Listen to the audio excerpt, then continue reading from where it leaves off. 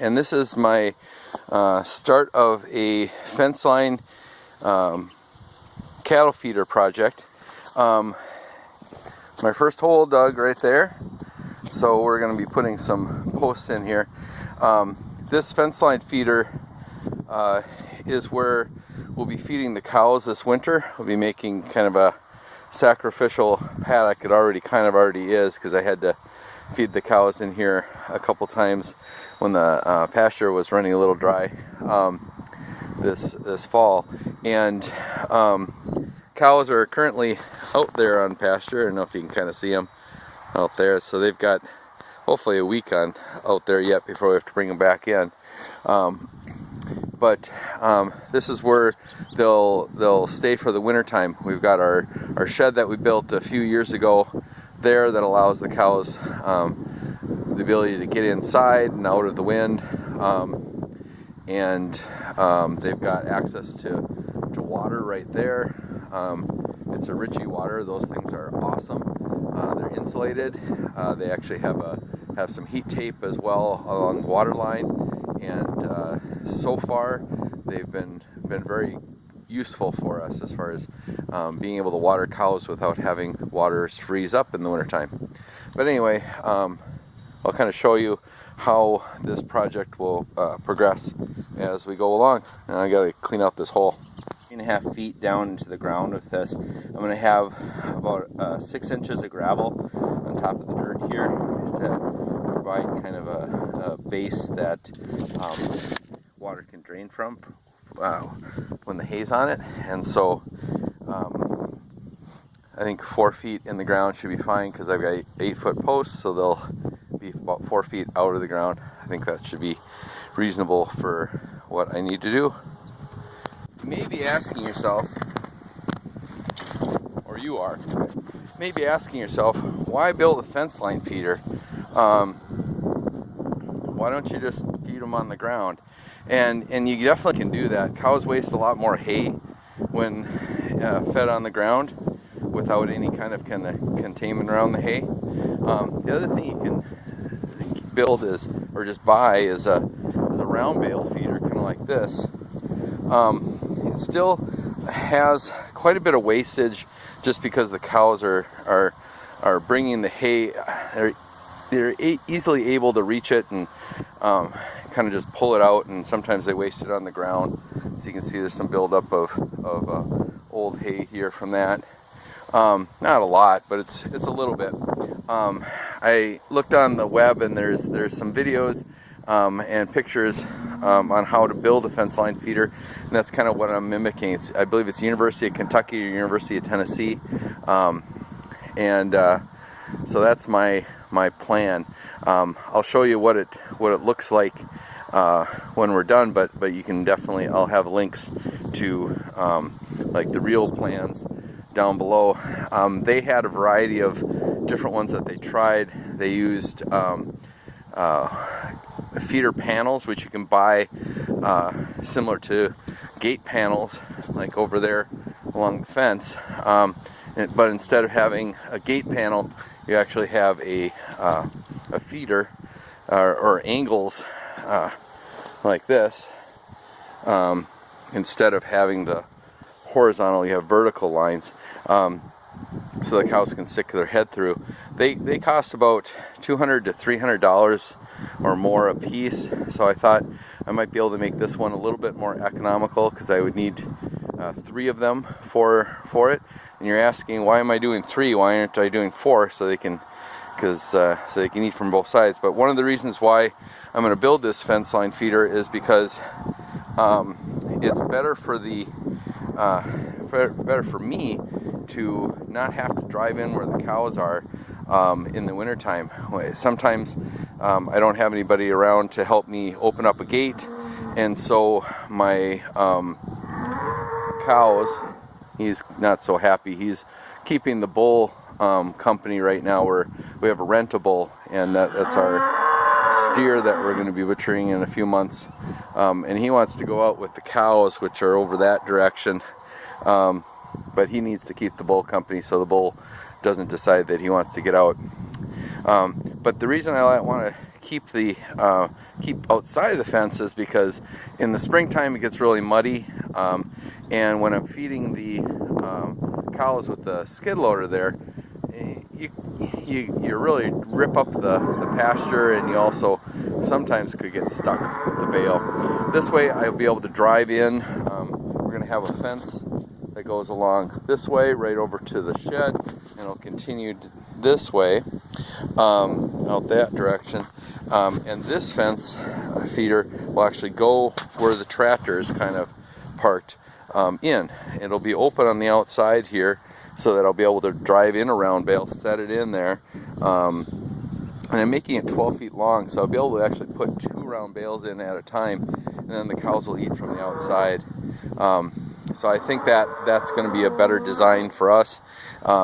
If I have time this spring or this fall yet, I'm actually going to take that round bale feeder apart, because one of their designs had 2/3 of a round bale feeder along the fence line too, so the cows have to reach in to grab food from that. So I may still use that round bale feeder for that purpose.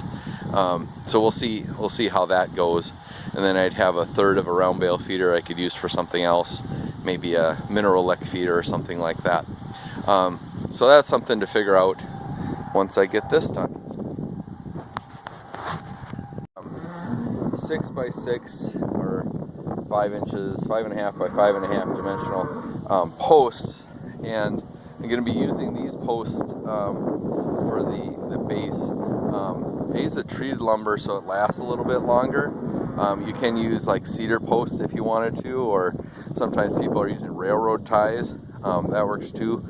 I think the railroad ties have creosote and some other chemicals in them that maybe are a little bit more dangerous for the environment. These are supposedly a little bit safer than the older treated posts. I don't need this to last forever, so I'm not going to be placing them above ground and having cement pillars that they rest on. Just putting them right into the ground so they'll have ground wood contact, and they'll last a while, as long as I need them to. The shed that we built a few years ago over there, we did the same thing, except we did pour cement down at the base so that the posts are actually resting on cement, and then they have gravel around them to help a little bit of drainage. That I don't really want to settle. This isn't going to really have any weight on it, other than just maybe a cow pushing on it, and so I'd say it's a little less important that this be supported underneath. This post is in, and it is square, which is always a good thing. This one didn't really matter if it was perpendicular or anything yet, so now we have to probably lay out some of the boards to figure out where the next post needs to be, and the alignment of the fence line feeder. You can tell that the other side's all lined up. Not all of them are the same length, so I'm just going to pick my shortest one, which I think is this one here, and use that as my standard length for the length of the feeder, and then I'll just trim off the other ones. Laid out a board here and have it fairly square to the post, and that kind of lets me know that I've got to dig my hole right here. Post hole with a post hole digger like this. It's really good because you can be very precise, and you can go to exactly the depth that you want. But digging a 4.5 or 4 foot hole in the ground is really hard to do with this, especially in kind of hard packed ground where the cows have been. So I do have a pulse hole auger that I use. I picked this up at an auction for a couple $100, so it was really a good deal. I think they cost maybe $300-400 new, if not a little bit more. It's got a 9-inch, I think it's a 9-inch, 8 or 9-inch auger on it, and on my John Deere 2750, it has no problems lifting it. We do have a Ford 600 Jubilee that we have used, not this one but a similar one on, and it does work, but it has a harder time lifting it. The hydraulics just aren't strong enough, especially if you go all the way down to the full depth that you can dig. So it's not as precise, meaning that it's sometimes nice to have two people, but I'm going to get it lined up and I'll be able to do it with just myself. But it's a little easier with two people because you can have one person on the back guiding it as the other person lowers it, and just making sure that it's straight and perpendicular to the ground. But I'm going to go ahead and dig my next hole.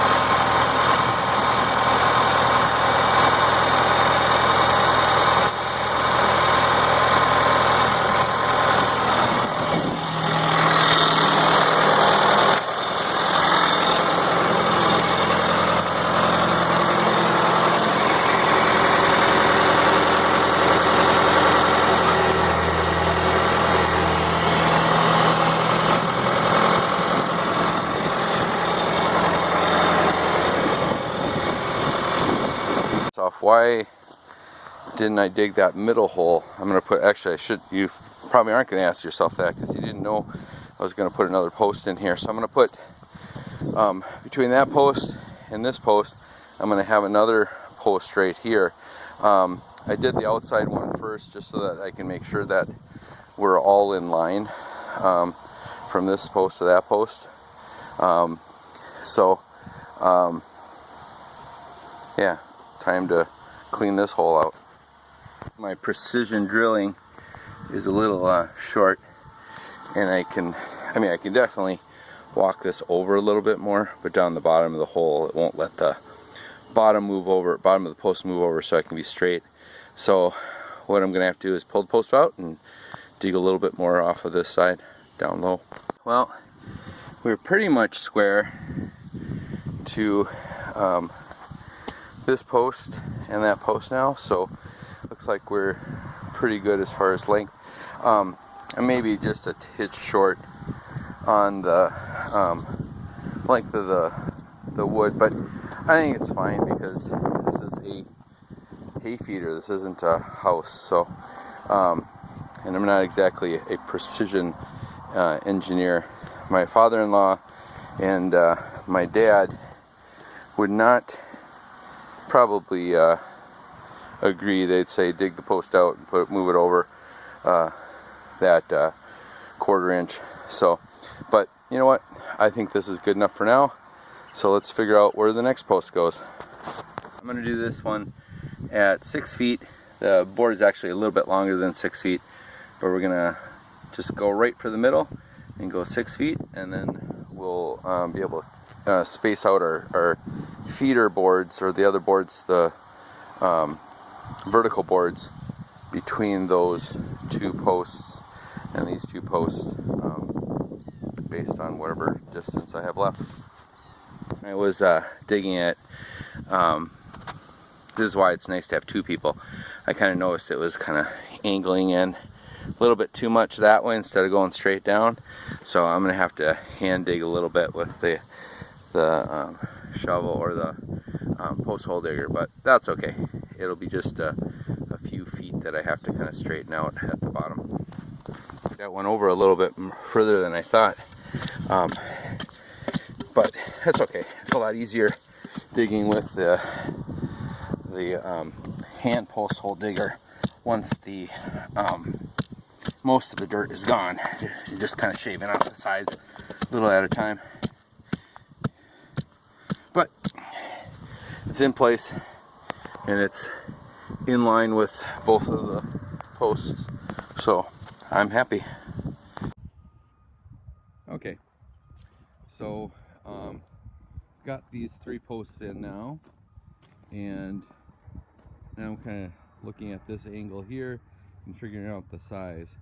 So my bales that I'm getting are kind of the length of the string there to the knot.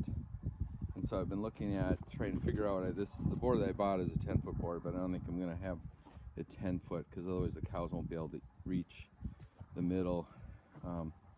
So I think I am going to probably go to 8 feet here. Then the cows will be able to reach and hopefully get in closer to the middle. What do you think, Basil? You think that's good enough? I think that'll be good enough. So I'm going to dig a hole here and get started. I'll have 8 feet. It'll be a little bit less than 8 feet. It'll be like 7.5 feet because of the width of the post there that I'll have in between. So I think that'll be okay for spacing.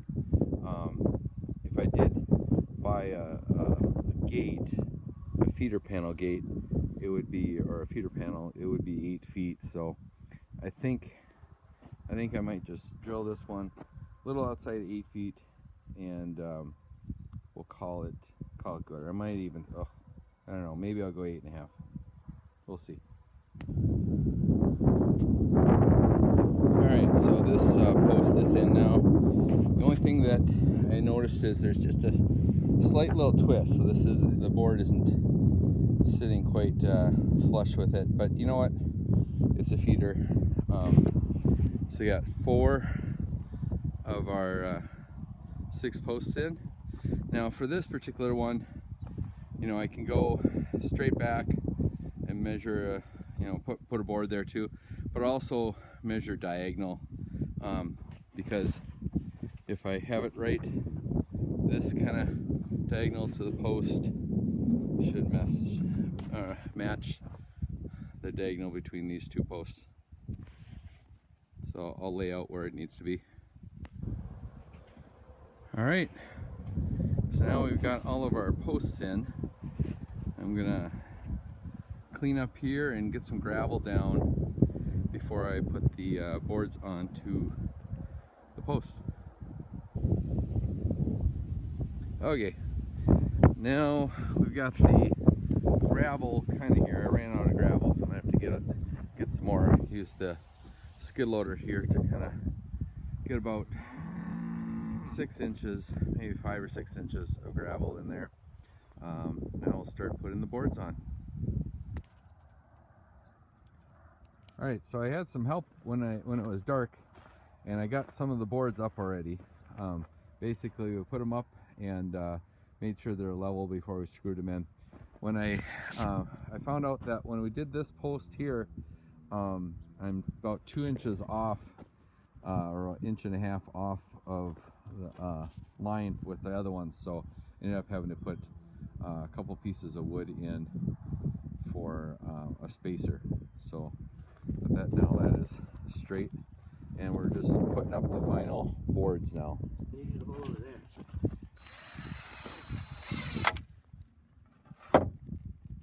Does it kind of come more your way, or is it good? No, it's fine. Okay.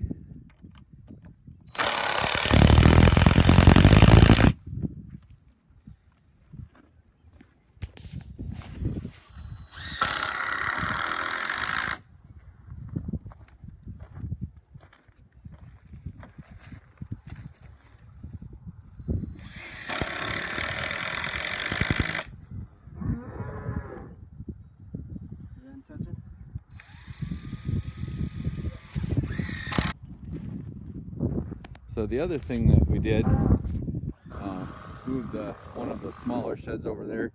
Sometimes the cows aren't all that friendly about letting every cow into the big shed, so they'd have a place to be. We loaded up the bull, so he's over there in the trailer. He's ready to leave, go back to his farm later on today. And then this week we put a fence all the way around this area that we're going to have the cows.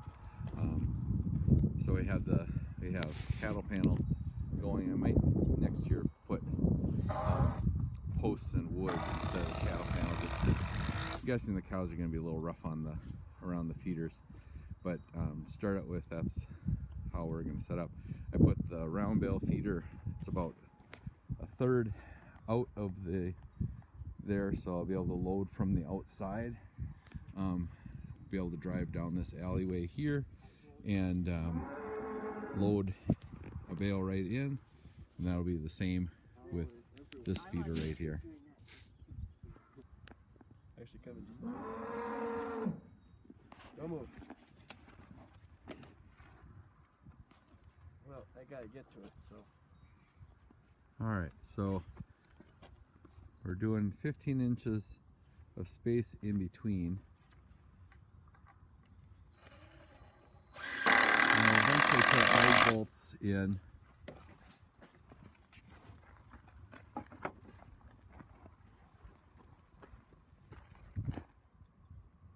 To help secure it a little bit more.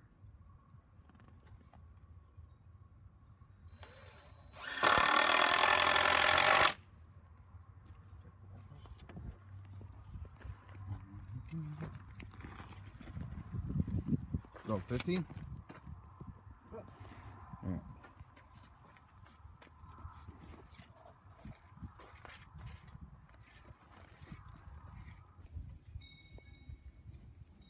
All right, feeder is now complete and it is in action.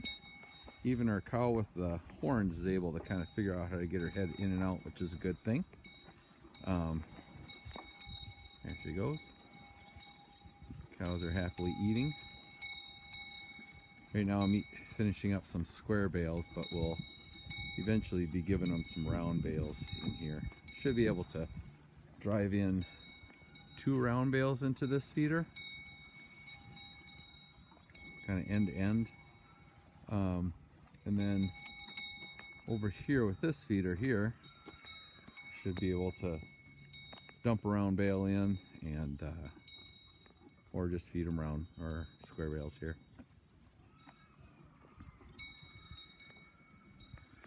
So overall we can fit 6, 12, not real easily, but we can get 16 or 17 cows in here. I think just because of their girth, maybe a calf could slip in there in the front feeders yet. But good project, and hopefully it'll make it easier to feed the cows this winter.